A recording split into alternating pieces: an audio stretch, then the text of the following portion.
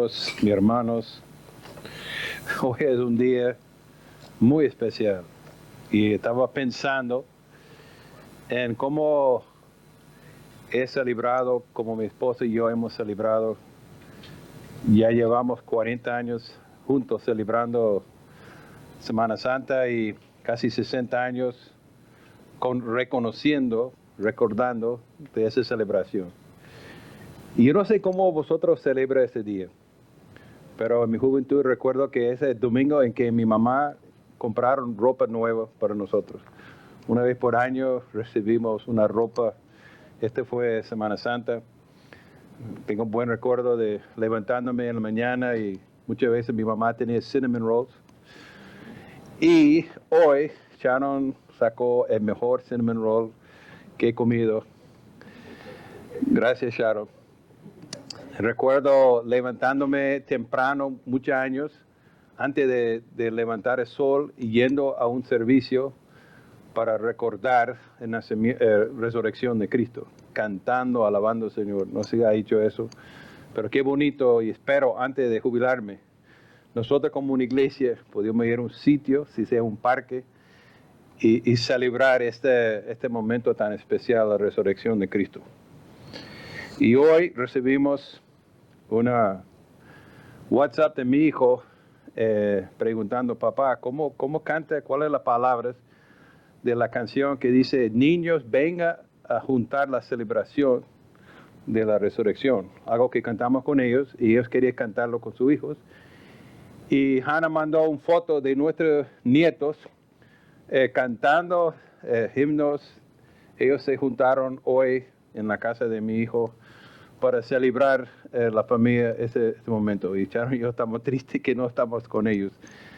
Pero es un día de importancia y espero que tu familia se pueda crear tradiciones que son importantes para celebrar ese día. Un día muy especial. Y hoy vamos a hablar de ese día especial y he escogido, y no sabía eso, pero de 1 Corintios 15 es la primera nota escrita del Nuevo Testamento sobre la resurrección. Yo no sabía que era escrito Corintios antes de los 4 evangelios. Entonces la iglesia en Corintios, la primera cosa leído sobre la resurrección fue en este libro de Corintios, capítulo 15. Y eso es lo que vamos a estudiar hoy. Y tengo titulado la prédica de hoy, La esperanza de la resurrección. Y espero que hoy te va a salir aquí con mucha esperanza.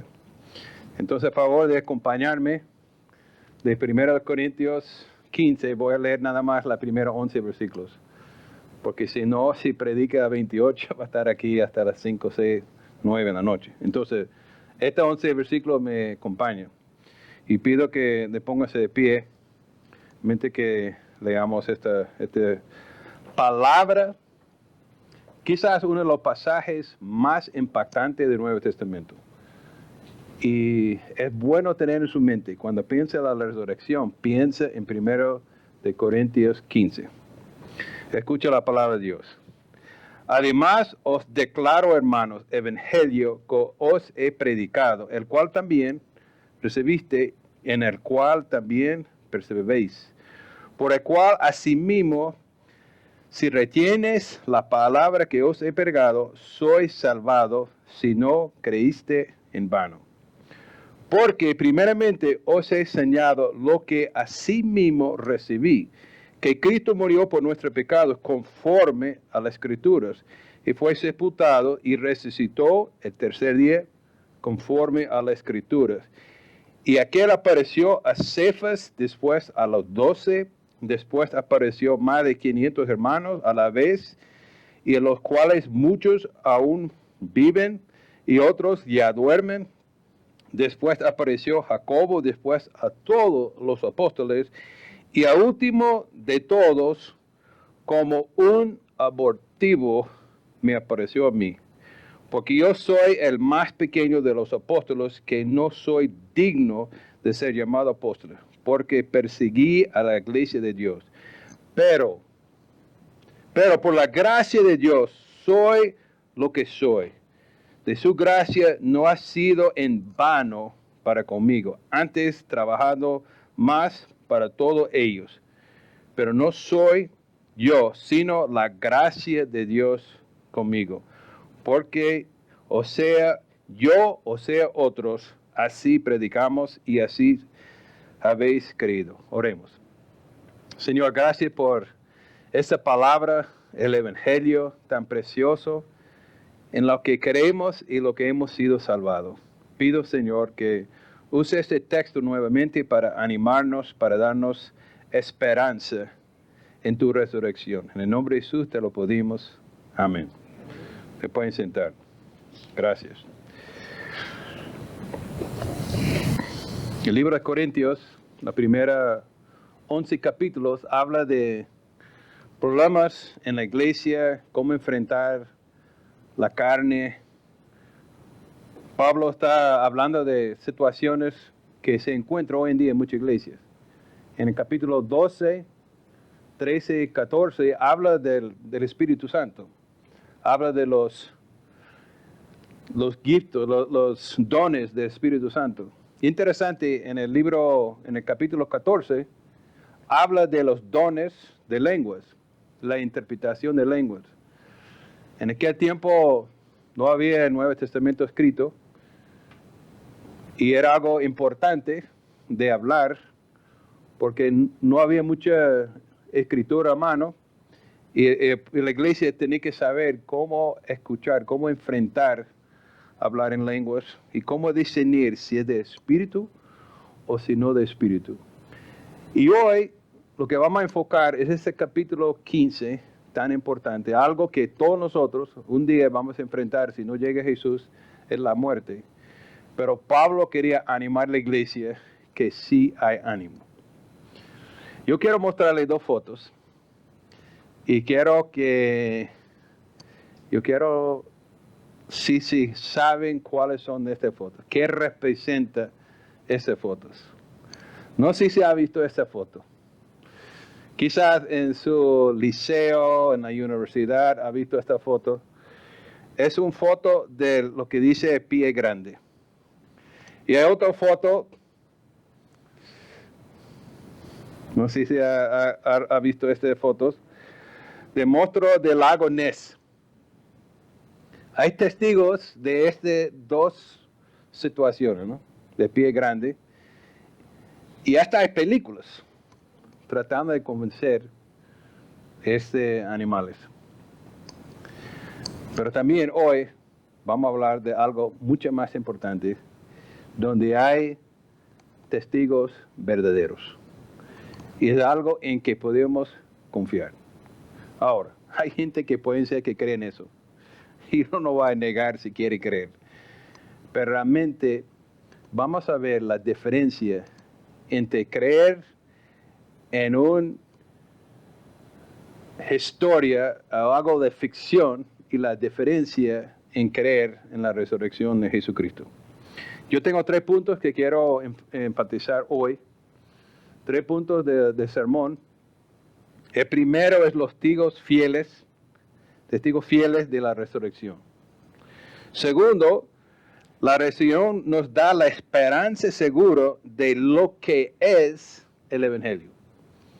Entonces tenemos que estar claros qué es la resurrección para entender qué es el Evangelio. Y tercero, la resurrección nos da una esperanza segura lo que haces el Evangelio. Entonces vamos a enfocar lo que es el Evangelio, lo que hace el Evangelio, y ahora al final vamos a hacer una aplicación a nuestra vida. Entonces primero, yo voy a comenzar con los últimos versículos y después regresar un poquito más. Y al final voy a enfocar los primeros versículos. Entonces no voy a tratarlo en el orden, sino en otro orden. Porque primeramente quiero hablar de estos fieles testigos de este evento. Entonces primeramente dice que Pablo está diciendo que tenemos la palabra de Dios, las escrituras. Es interesante que Pablo en este momento no toca a este versículo del Antiguo Testamento, pero hay más de 350 versículos que hablan de Jesús en el Antiguo Testamento que todos fueron cumplidos en el Nuevo Testamento. Pero en este texto él va a mencionar 6 testigos que son fiables en cuanto a la resurrección. Entonces, el primero que encontramos aquí en versículo 5 es Cefas. Cefas también se llama Pedro. Es interesante que Pablo está diciendo que el primero fue Pedro. Es una mentira, porque no fue una mujer, María, que vio a Jesús primero. ¿Por qué Pablo está diciendo que fue Pedro primero? Porque la mujer fue corriendo a decir a los apóstoles. Yo creo, y lo que entiendo, que en aquel tiempo la palabra de mujer no valía mucho. Lamentablemente, pero esta fue la situación en aquel momento. Inclusive, la palabra de mujer no servía en el corte. Una mujer no pudiera testificar de ninguna cosa. Entonces Pablo, entiende la cultura en aquel día, que la palabra de una mujer realmente no va a tener mucho peso, se enfoque lo más quizás preciso en aquel momento y habla de Pedro. Y no sé por qué no habló de mujer, quizás esa es mi idea, por qué no habló de una mujer, pero puede ser que Pedro fue una persona que realmente necesitaba tener un encuentro de Jesús después de la muerte, porque él negó a Jesús 3 veces. Y vemos en este que Jesús apareció con Pedro. Sabemos en Juan que ellos tuvo su encuentro en el mar de Galilea y Jesús restauró a Pedro como un amigo. Entonces, Pedro fue primero. Segundo, dice aquí los 12. Es otro error en la palabra, porque ya Judas estaba muerto. Entonces, ¿por qué no dice los 11? Realmente los apóstoles son conocidos como los 12.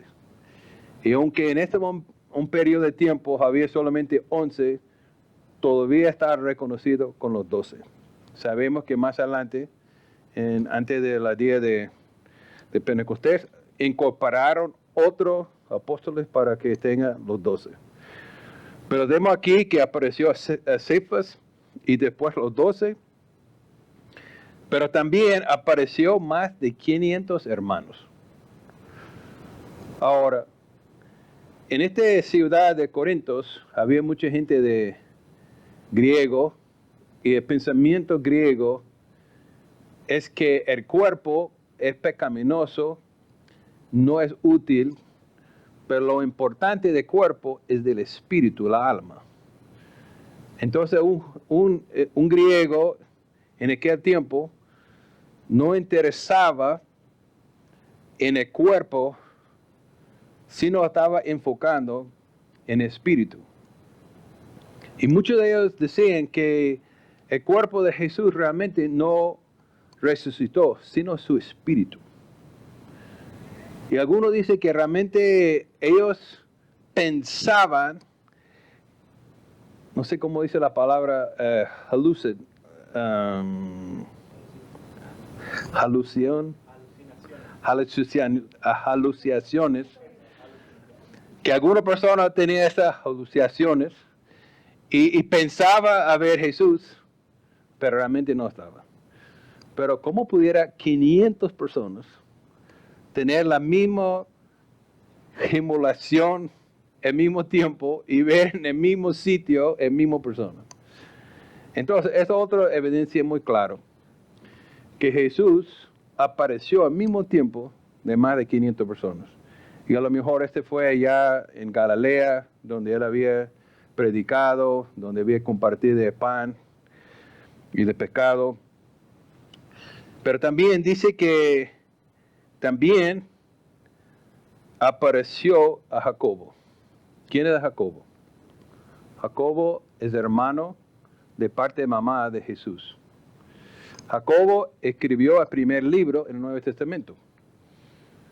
Dice en Juan que los hermanos de Jesús no creían en él cuando él estaba creciendo, cuando él andaba en el ministerio.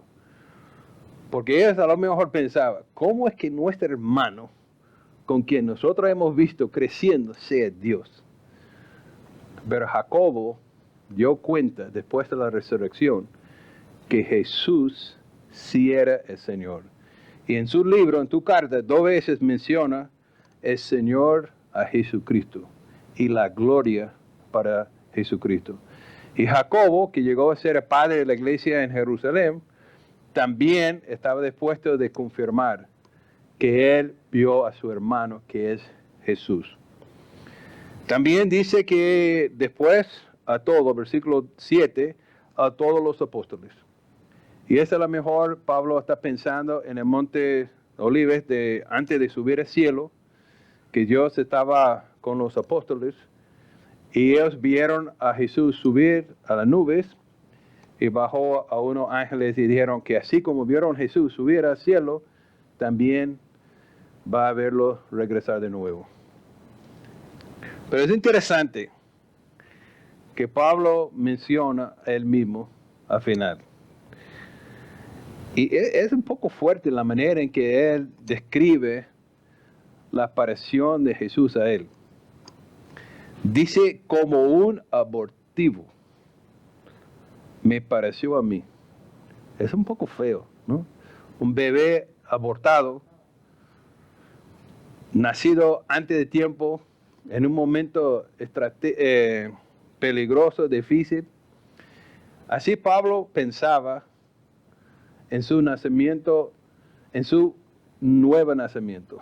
No quiso llamarlo nuevo nacimiento, sino un aborto. Porque él estaba en camino a perseguir la iglesia. Estaba ahí listo para matar a los cristianos. Y de repente salió un milagro y Dios lo convirtió. Él sabía tan sucio, tan feo que él estaba viviendo, pero qué humildad de reconocer su condición verdadera. Entender qué estaba haciendo y por la gracia de Dios que fue llamado. Entonces aquí primeramente tenemos testigo fiel. Testigo que podemos confiar que es cierto. Estos testimonios son reales. Pero también es importante de entender que la resurrección nos da la esperanza y la esperanza segura de lo que es el Evangelio. Aquí en la iglesia hemos predicado qué es el Evangelio. Y hoy voy a predicar de nuevo qué es el Evangelio. Porque la resurrección es lo que realmente da el poder al Evangelio. Entonces quiero mencionar 3 cosas de la resurrección del Evangelio que son importantes. Mira lo que dice versículos 3 y 4. Porque primeramente os he enseñado lo que asimismo recibí, que Cristo murió por nuestros pecados conforme a las Escrituras, que fue sepultado y que resucitó al tercer día conforme a las Escrituras. Aquí encontramos algunos puntos clave en cuanto a qué es el Evangelio. Y si yo pregunto, y si preguntamos a un cristiano, ¿qué es el Evangelio? A lo mejor pueden decir que Cristo murió y resucitó. Pero hay mucha gente que cree que Jesús murió. Inclusive mucha gente cree que murió y quedó así enterrado. Pero hay algo aquí importante que no debemos quitar. Y la primera cosa es que Cristo murió por nuestros pecados. Entonces tu muerte tenía un propósito. Entonces la primera cosa que quiero enfocar es que la muerte de Jesucristo en el cruz del Calvario fue por nuestros pecados. Cuando Juan vio a Jesús llegando a ser bautizado, él dijo, mire, el Cordero de Dios que quita el pecado del mundo. Juan estaba bien claro que Jesús iba a ser el Cordero de Dios, el sacrificio una vez para siempre para arreglar nuestra situación pecaminosa. Primero de Pedro 2:24 dice, quien llevó el mismo nuestros pecados en su cuerpo.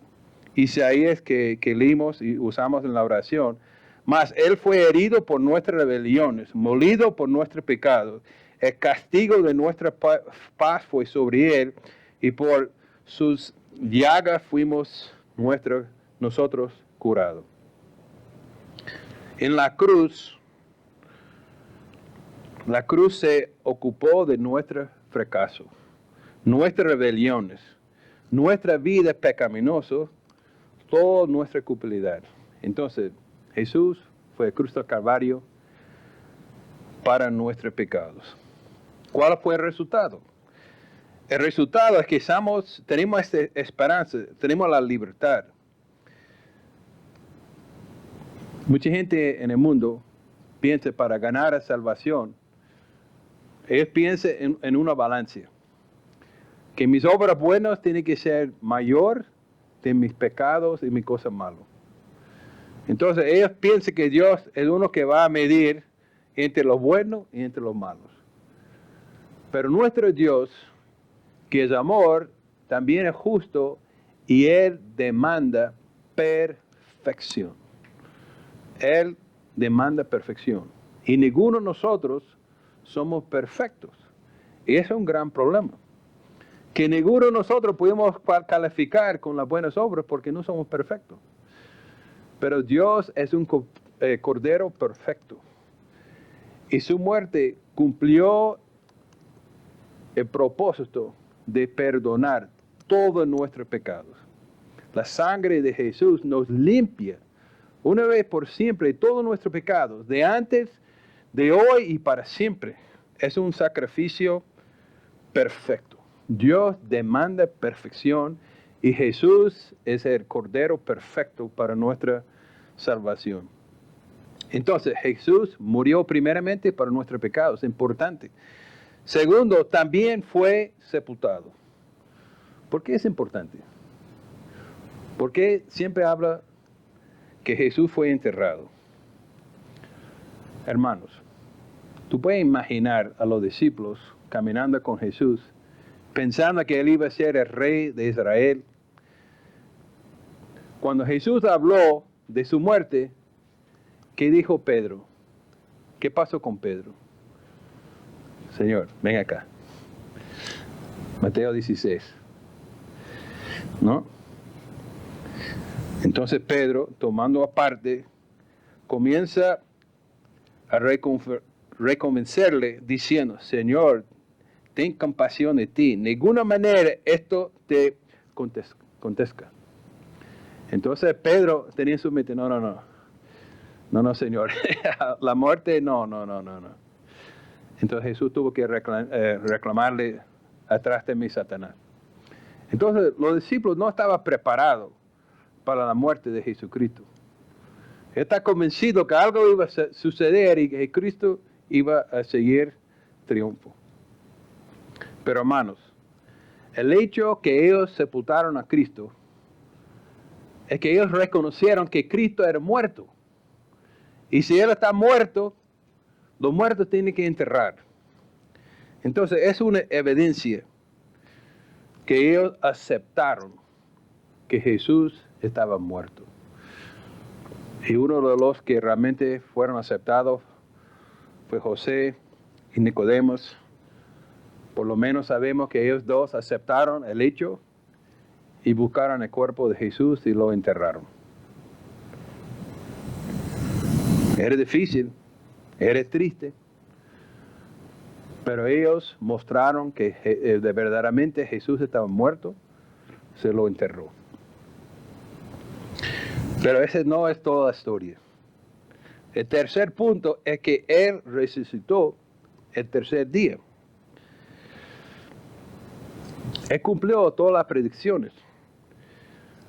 Hay una diferencia entre ser rescatado y ser resucitado. Hay gente que a lo mejor está en la agua, se hunde y tiene que rescatarlo, ¿no? Entonces tenemos una práctica de cómo hacer eso. Pero Jesús no fue rescatado. Él resucitó completamente. Recibió un cuerpo nuevo, un cuerpo glorificado, un cuerpo nuevo. Entonces, vemos estas tres cosas muy importantes.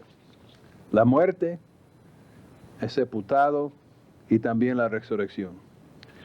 Pero yo quiero hacer algo con estas tres cosas hoy que espero que van a ayudarnos a entender mejor qué es el Evangelio. Porque lo que hizo Jesús en el cruz del Calvario, en su sepultura y su resurrección, también tiene que pasar en nuestra vida. Gálatas 2:20 dice, con Cristo estoy juntamente crucificado y ya no vivo más, sino Cristo vive en mí. Y ahora lo que vivo en la carne, lo vivo en la fe del Hijo de Dios, el cual me amó y se entregó a sí mismo por mí. Hermanos, cuando predicamos el Evangelio, tenemos que entender qué es el Evangelio. El Evangelio nos enseña que nosotros tenemos que morir. El yo tiene que ser sujetado. Ya no puedo vivir yo más. No puedo ser el jefe de mi vida. Sino tengo que entregar a mi vida a Cristo. Yo entrego el timón de mi vida y dice, Señor, ahora es tuyo. Entonces nosotros tenemos que morir. Acompáñame un momentico a Colosenses 2:20. Colosenses 2:20. Si como Cristo ustedes han sido muertos a los principios de este mundo, porque como si todavía pertenecía al mundo, se somete a conceptos tales como, etc. Pablo está llamando la atención. Si vosotros han muerto, ¿por qué está siguiendo las cosas del mundo? Pablo está llamando la atención porque como cristianos tenemos que morir de las cosas de este mundo.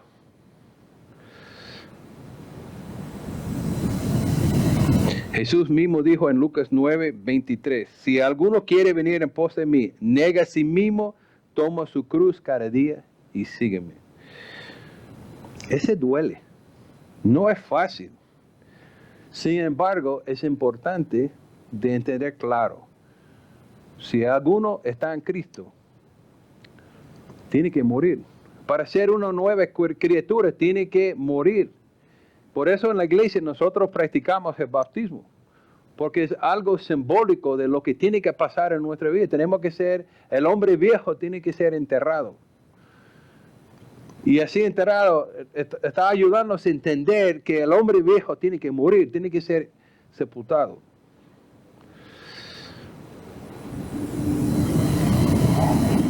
A lo mejor no te gusta, no me gusta, es algo difícil, pero tenemos una lucha diaria de poner a morir a nuestra carne. Yo quiero recomendar un libro que nos explique, que nos ayuda cómo enterrar el hombre viejo. Y gracias a Dios por gente como John Owens, en su libro, Mortificación del Pecado. Y yo tengo un resumen de 9 puntos en mi WhatsApp, que si está interesado para animarle de leer el libro, te puede pasar. Pero un hombre que fue director de un instituto y escribió para los estudiantes que estaba luchando en tu vida de cómo mortificar el cuerpo. Acompáñame en Romanos 8:13, que realmente es el versículo clave de ese libro. Porque si vivís conforme a la carne, moriréis. Mas, si por espíritu haces morir las obras de la carne, vivirás. Entonces, una cosa que tenemos que predicar, una cosa que tenemos que vivir como una iglesia, vida nueva, es que para ser una iglesia, vida nueva, tenemos que entender qué significa morir. Y tenemos que estar dispuestos de revisar en nuestra vida cuáles son las cosas que realmente son de ese mundo. Y tenemos que enterrarlo. Primeramente, el yo. Ya no vivo yo. Entonces, hay que enterrar nuestros pecados. No es suficiente nada más de pedir perdón. Porque a veces nosotros pedimos perdón y olvidamos, y realmente lo que sucede es seguimos en nuestros pecados. Escuchamos a Igor orando hoy. Está en su oración explicando, Señor, es una lucha, no es fácil. Todos los domingos tenemos que orar porque todavía estamos en ese proceso de confesar nuestros pecados. Tenemos que enterrarlos, tenemos que entender qué es la cosa en nuestra vida que no deben estar presentes. Hay pecados, situaciones, estilos de vida que sabemos que no son correctos y necesitamos enterrarlo para que no tenga fuerzas más en nuestra vida. Yo no sé cómo es el pecado en su vida que necesite enterrar. Yo sé que hay en mí y todavía estoy luchando. Y gracias por hombres en la iglesia. Gracias por amigos con quien podemos trabajar juntos, porque no es fácil. Y por eso confesamos nuestros pecados uno a otro, porque no es fácil. Pero tenemos que saber cómo enterrar el pecado. Es interesante y quiero mencionar algo que me llama la atención mucho que dijo Pablo. En capítulo 15, versículo 10. Él dice, por la gracia de Dios. Pero por la gracia de Dios soy lo que soy y su gracia no ha sido en vano para conmigo.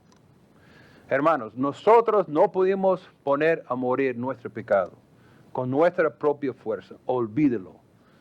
Tú no puedes sacar una lista pensando que voy a hacer tal cosa y pensar que van a ser exitosos en enterrar su pecado. Necesita la ayuda del Espíritu Santo. Ese es su trabajo. Él ha venido para llamar la atención, la situación en nuestra vida que tenemos que atender. Y esta mañana estaba leyendo Salmo 8. Y mientras que estaba leyendo Salmo 7, quiero darle un testimonio.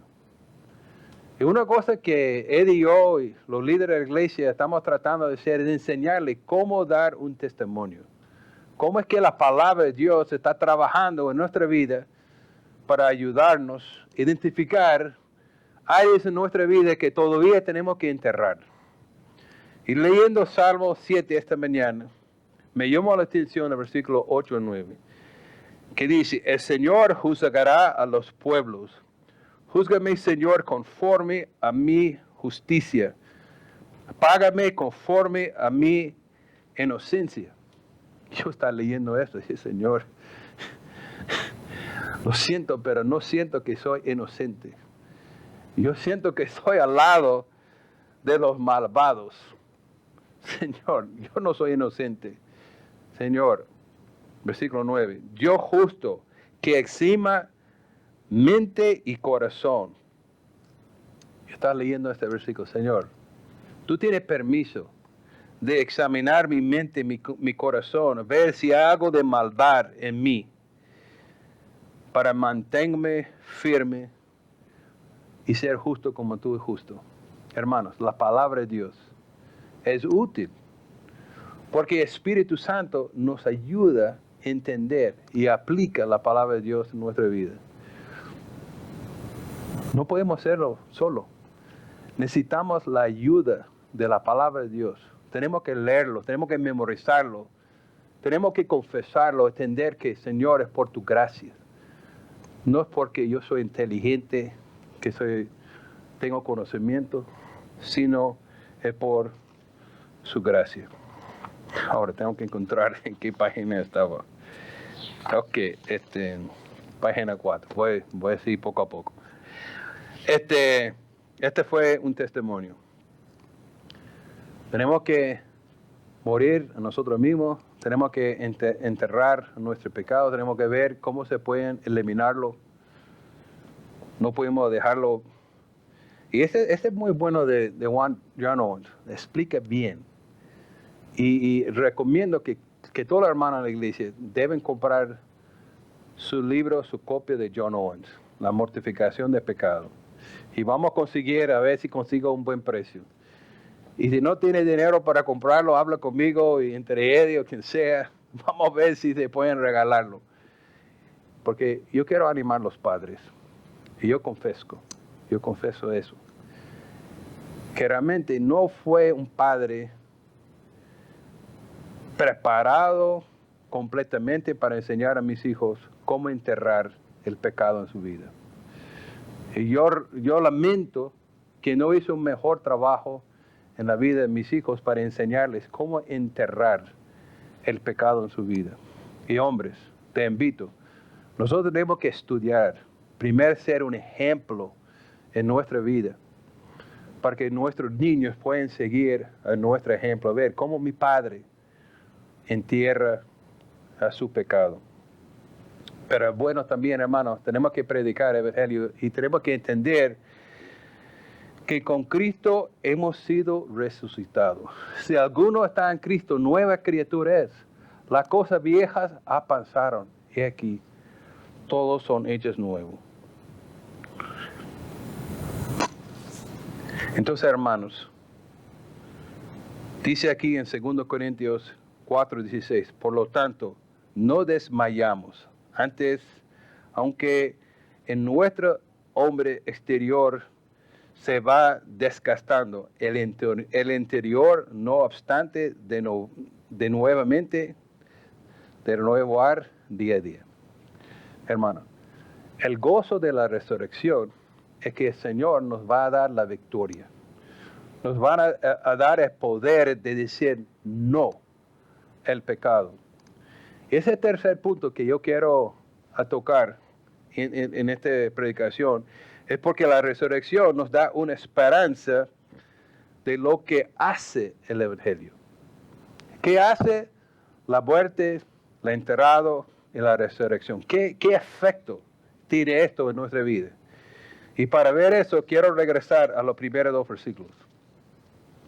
Que dice, además os declaro, hermanos, el Evangelio que os he predicado, en el cual también recibiste, en la cual también perseveraréis. Por lo cual, asimismo, si retenéis la palabra que os he predicado, sois salvos si no creéis en vano. Entonces, quiero enfocar 2 cosas. En ¿qué hace nuestra vida el Evangelio? Aquí es interesante que habla Pablo de una condición. Dice, si no creen en vano. Si no crees en vano. Ahora, hay varias interpretaciones de lo que quiere significar eso. Algunos piensan que se pueden perder su salvación. Se pueden creer en Jesucristo, pero con tiempo te pueden olvidarlo y todo lo que tú habías pensado, creído, ha sido en vano porque ha dado vuelta a Dios. Yo no creo que pueden perder su salvación. Entiendo que la Biblia no enseña en ninguna parte donde pueden perder su salvación. Entonces tiene que tener otro significado. ¿Cuál sería el significado de ese pasaje? Y no quiero enfocarme mucho en eso, quizás en otro momento podemos tener una discusión. Pero yo creo que, hermano, que nuestra creencia está en vano si no ponemos en acción lo que dice la palabra de Dios. Podemos creer que la palabra está cierto, pero si no obedecemos, si no dejamos morir el pecado en nuestra vida, ¿qué vale a nuestra fe? Pero también podemos ver en 1 Corintios, que quizás Pablo está pensando en eso, porque en el capítulo 3 de ese libro escrito a la iglesia, él habla que podemos construir nuestra vida con varios tipos de materiales, con oro, con plata y piedras preciosas, pero también podemos construir con cosas de madera. Y el tiempo va a ser revelado porque nuestras obras, nuestra vida va a ser probado por fuego. Y lo que está construido con oro, con plata y piedras preciosas te van a durar. Pero dice en versículo 13, la obra de cada uno se manifestará, porque el día la declarará, pues por el fuego será revelado, y la obra de cada uno será, ¿cuál será? El fuego la probará. Entonces, muchas de nuestras obras va a ser en vano, porque no fue hecho correctamente. Y vamos a escapar como alguien escapando de su casa, perdiendo todo, solamente salvando su vida. Entonces tenemos que poner atención, hermanos, que lo que predicamos, lo que enseñamos en la iglesia, nuestra fe no va a ser en vano. Pero hay dos cosas que quiero mencionar. ¿Qué hace el Evangelio para nosotros como iglesia Vida Nueva? Primeramente, la palabra de Dios nos da una firmeza. Dice aquí, en la cual también permaneceréis. La palabra de Dios nos da una firmeza para que nosotros podamos enfrentar lo que pasa. Recuerdo en Efesios 6, me gustaría leer de versículo 11 y versículo 13, que cuando Pablo está escribiendo a esta iglesia, hablando de la armadura de Dios, dice en versículo 11, ponga toda la armadura de Dios para poder hacer frente las artimañas del diablo. Versículo 13. Por lo tanto, póngase toda la armadura de Dios para que cuando llegue el día malo pueden resistir hasta el final con firmeza. Entonces, hermanos, la palabra del Evangelio nos hace perseverar hasta el final. Nosotros tenemos una piedra seguro. Tenemos la seguridad que pase lo que pase, Dios nos ha dado la esperanza que podemos estar frente, de pie, enfrentando lo que llega a nuestro camino. Dios ha permitido que no va a permitir nada a llegar a nosotros que nosotros no podemos enfrentar. Tenemos esta seguridad. Llega la presión, podemos mantenernos firmes, sin importar qué tipo de cosa llega a nuestro camino. Cuando crees que Dios ha perdonado sus pecados por amor de Cristo, cuando crees que Dios te ama y te ha aceptado como su hijo, cuando crees que está obrando en ti por su poder de la vida resucitado para capacitarle a amar y vivir como debemos. Vas a tener el poder de decir no cuando necesita decir no. El pecado no va a tener el poder. Podemos decir, ya está enterrado. A ti no te voy a hacer caso. Está enterrado. No intenta tentarme, porque ya está enterrado. Yo puedo estar ahí firme, confiando en la palabra de Dios, que no tiene permiso para atacarme. Bueno, se puede atacar, pero no se pueden tumbarnos. Filipenses 4:13. Casi todo lo puedo en Cristo que me fortalece. No. Todo lo puedo en Cristo que me fortalece. Amén. Antes de todas las cosas, Romanos 8:37, antes de todas las cosas, somos más o menos vencedores. Somos más que vencedores por medio de aquel que nos llamó. Entonces, hermanos, el Evangelio nos anima que podemos mantenernos firmes. Llegue lo que llegue.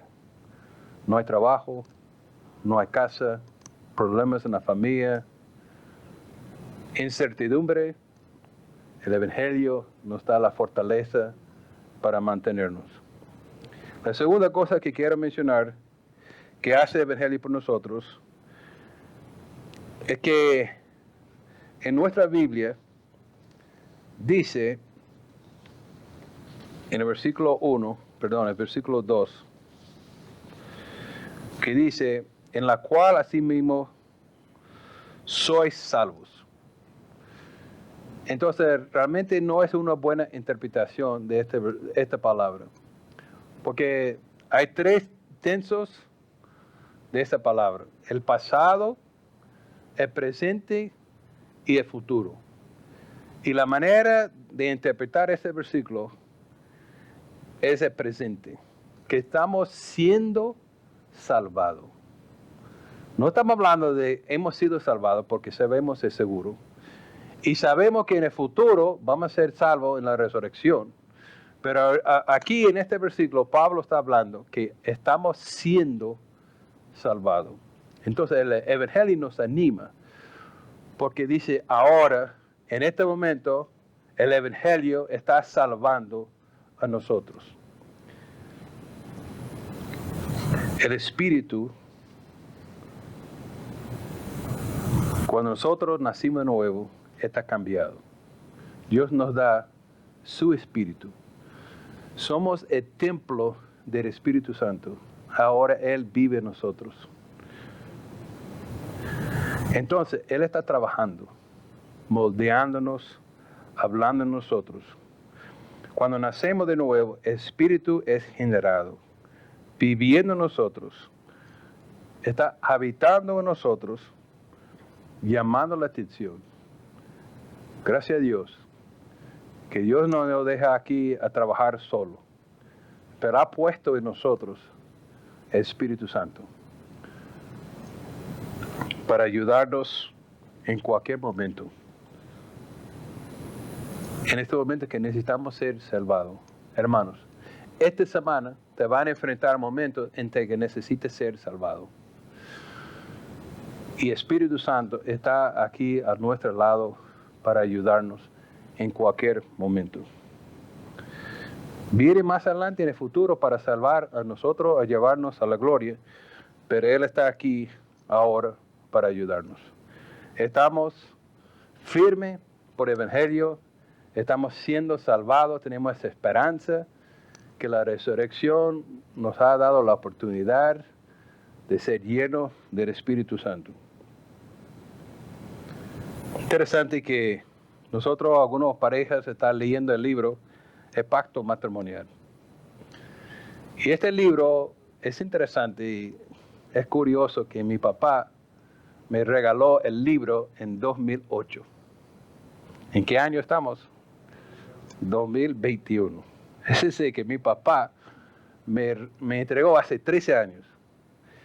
Lamentablemente, ese libro estaba en mi estante por 13 años. Y yo estaba leyendo ese libro y yo digo, wow, ¿qué he perdido yo en esos 13 años? Y está pensando, ¿por qué mi papá no me ha dicho, Pedro, vamos a leer ese libro juntos y vamos a discutirlo juntos? Te animo, vamos a leerlo juntos.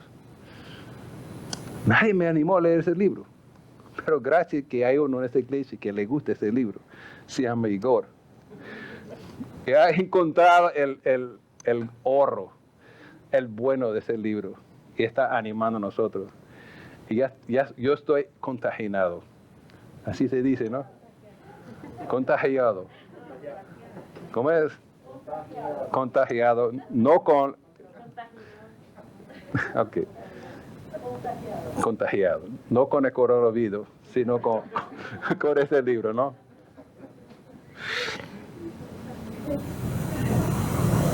Segundo Corintios 5:10. Quiero leer este versículo. 2 Corintios 5:10. Porque es necesario que todos comparezcamos ante el tribunal de Cristo, para que cada uno reciba lo que les corresponde, según lo bueno o malo que haya hecho mientras vivo en tu cuerpo. Un día, hermanos, nosotros tenemos que rendir cuentas. Y el lugar donde Dios está perfeccionándonos y moldeándonos, de mucho sentido, está en el matrimonio. Y Dios está usando esa pareja, nuestra pareja, para enseñarnos cómo deben ser Cristo y la iglesia. Cómo debe yo reflejar a Cristo. Y gracias a Dios por ese libro. Gracias a Dios que Dios está usando tantas cosas para ayudarnos a reflexionar. Y como familias, como iglesia, tenemos que tomar esto en serio, porque un día tenemos que rendir cuentas de cómo hemos vivido, de cómo ha usado nuestro tiempo, cómo hemos usado nuestros recursos y talentos. ¿Hemos invertido para la gloria del Señor o hemos invertido para nuestro placer, por nuestro gozo? Hermanos, regresando a, ¿cómo dice? Minifoot, pie largo, pie grande, ¿no? ¿Qué es la diferencia? Tú puedes creer en el pie grande, pero realmente no va a tener mucho efecto en tu vida personal. Yo puedo decir, a conocer a Jesucristo, se encuentra con un amigo. En 1968, en un viernes en la mañana, escuché la predicación de la palabra de Dios y entendí que yo era pecador. Sabía que necesitaba un Salvador. Yo había perdido el segundo grado, el tercer grado, y mi vida era difícil. Yo tenía problemas en la lectura y todavía tengo problemas con la lectura, de letrar, de escribir, de leer. Y gracias a Dios que en esta mañana conocí un amigo que se llama Jesús. Realmente no estaba bien claro en aquel momento porque tenía 8 años. No sabía todas las ventajas que tenía en esta amistad. Pero gracias a Dios, en los años vinieron, entendí que Él está a mi lado, me está ayudando, me ha ayudado más de 55 años. Y yo sé que Él vive. Porque yo he sentido en mi vida, yo he sentido su presencia. Aunque yo no pueda verlo, yo creerlo, porque Él vive en mí. Oremos. Señor, damos gracias por la resurrección. Gracias que nada más es una historia, sino es algo real, que está ofreciendo a cualquier persona. Señor, este evangelio es para el mundo y has entregado a nosotros como iglesia para compartirlo. Señor, ayúdanos como una iglesia de primeramente vivir el evangelio, de conocerlo, vivirlo, para que podamos ser capacitados de compartirlo. Hay muchos que no tienen ese gozo de conocer a ti personalmente, de no entender qué significa tener sus pecados perdonados. Úsanos, Señor, como una iglesia para llevar las buenas nuevas. Y gracias por la esperanza que tenemos en tu evangelio, que es algo que podemos vivir también nosotros mismos. En nombre de Jesús te lo pedimos. Amén.